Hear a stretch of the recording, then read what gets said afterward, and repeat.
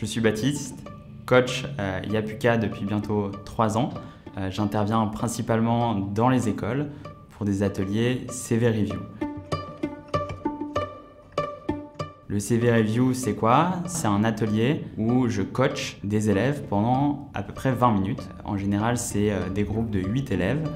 Et donc, la principale chose, c'est que je me mets à la place d'un recruteur pour leur dire à première lecture ce que je pense de leur CV. Bien sûr, c'est des CV que j'ai pu analyser au préalable pour prendre des notes. Et la deuxième partie de cette session de 20 minutes est en général tournée autour de questions-réponses que l'étudiant peut avoir, des interrogations, des doutes qu'il peut avoir par rapport à son CV. Et je m'adapte en fonction de la typologie de stage, de CDI recherché, du secteur. Je pense être pertinent parce que j'ai moi-même, pendant mes études à HEC, pu chercher de nombreux stages et j'ai itéré maintes et maintes fois sur mon CV en fonction de la typologie du stage recherché et en fonction de la typologie du secteur pour rendre mon CV le plus incisif possible et le plus pertinent pour qu'il soit en haut de la pile. Et c'est ces conseils que j'essaye de retranscrire aux étudiants via ces ateliers CV Review en école.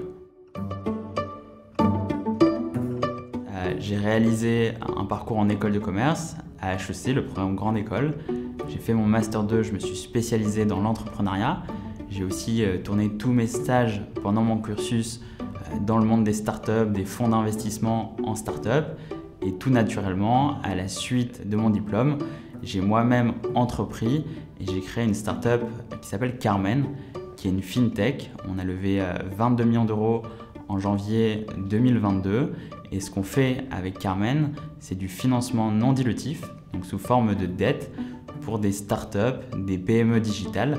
On les aide à croître via des dépenses d'acquisition client, des dépenses de stock et toutes dépenses de besoins en fonds de roulement qui sont naturels pour une entreprise. Je suis donc pertinent pour coacher sur des programmes grande école, principalement d'étudiants qui souhaitent emprunter aussi la voie de l'entrepreneuriat, puisque au lieu de distiller des conseils théoriques, j'essaye plutôt de leur transmettre des conseils pratiques que j'ai moi-même pu mettre en application à force d'itérer, à force d'échecs puis de succès, pour justement leur montrer une autre voie, une autre façon justement de leur transmettre ces précieuses informations.